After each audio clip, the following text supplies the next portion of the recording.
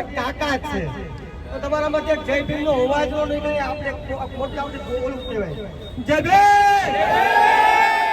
હવે આપણે વિશેષમાં વાત તો કઈ નથી કરવાની, પણ આજે આપણા માટે આજે દિવસ છે ને બહુ મોટો દુઃખનો દિવસ છે. આજે આપણા મહામાનવ ડોક્ટર બાબા સાહેબ આંબેડકરની જે વિચારધારા છે, જે વિચારધારા આપણી સુધી પહોંચાડનાર મહામાનવ માન્યવર કાશીરામ સાહેબ નો આજે શ્રદ્ધાંજલિનો દિવસ છે. શ્રદ્ધાંજલિ છે આજે એમનું દેહાંત થયું. તો આજે હું આ મહામાનવને એક શ્રદ્ધાંજલિ પાઠવું છું. વિશેષમાં વધારે વાત નહીં કરું, પણ આજે જે આપણી ઉપર ફરિયાદો થાય છે, ખોટી ફરિયાદો, અને આપણે જ્યારે ફરિયાદો જે કોઈ અસામાજિક તત્વો ઉપર કરીએ છે, તો એ એક આરોપી હની ટ્રેપર છે, બ્લેકમેલર છે, જે સમાજમાંથી પૈસા પડાવતી વ્યક્તિ છે, એને આ નાલાયક પોલીસ તંત્ર પકડતું નથી. એ આપણી મોટી બેદરકારી છે. આજે આપણે સંગઠન બનાવવાની જરૂર નથી ભાઈ, સંગઠન બનાવવાની જરૂર નથી. કેમ? આપણે સંગઠિત થઈ અને સત્તા પ્રાપ્ત કરવાની વાત છે. હું કામ કે આજે સર્વોચ્ચ અદાલત જે ભારતની અંદર મોટામાં મોટું પદ છે, એની ઉપર તમને એક ખાવડું ફેંકવામાં આવે છે. તો કદાચ કોઈ પણ જાતનું મોટું પદ આપણે ગ્રહણ કરી લેવું, ધારી લેવું, કોઈ આપણી કોઈ તમને કઈ વેલ્યુ નથી. આપણે તુચ્છ છીએ, આપણે તુચ્છ માને છે. આપણે આતંકવાદી છીએ. કેવા છીએ? આ તંત્ર અને સરકાર આપણે આતંકવાદી માને છે. આપણે આતંકવાદી નથી. આપણે આ દેશના મૂળ નિવાસી છીએ. તો આજે સત્તા પ્રાપ્ત કરવાની છે, પણ ક્યારે થાય?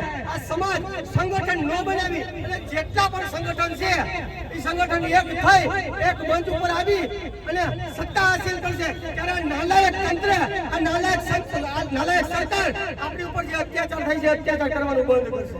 વિશેષમાં વાત નથી કરતો વધારે, આજે જે આપણી ઉપર ખોટી ફરિયાદો થાય છે, આપણે ખોટી રીતે જેલમાં નાખી દેવામાં આવે છે. આપણે જયારે ફરિયાદ કરવામાં જાય છે, આવી સામાન્ય વ્યક્તિ છે એની ધરપકડ નથી કરવામાં આવતી. તો ફરિયાદ કરવા માટે આપણે આંદોલન કરવા, એ વ્યક્તિને ધરપકડ કરવા માટે આંદોલન કરવા આપણે ક્યાંક ને ક્યાંક ન્યાય નથી મળતો.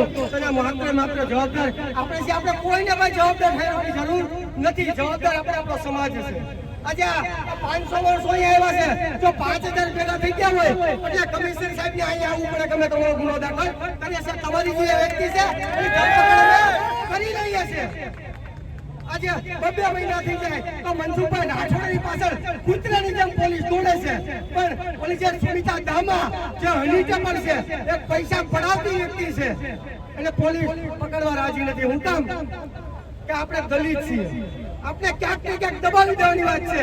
મનસુખભાઈ રાઠોડ જેવો વ્યક્તિ એક સર્વ સમાજ માટે લડે છે, એનો અવાજ દબાવી દેવાની વાત છે. વધારે વાત નથી કરતો, બોલવું તો ઘણું છે, દુઃખ તો ઘણું છે, પણ વધારે વાત નથી કરી. આજે આપણે એક એવું નક્કી કરી લઈએ કે અમુક ટાઈમની અંદર સામાજિક આગેવાનો જે નક્કી કરે છે એ પ્રમાણે આ વ્યક્તિની ધરપકડ કરવામાં ન આવે તો મોટું આંદોલન કરવાની આ લોકોને ચીમકી આપીને આવવાનું છે.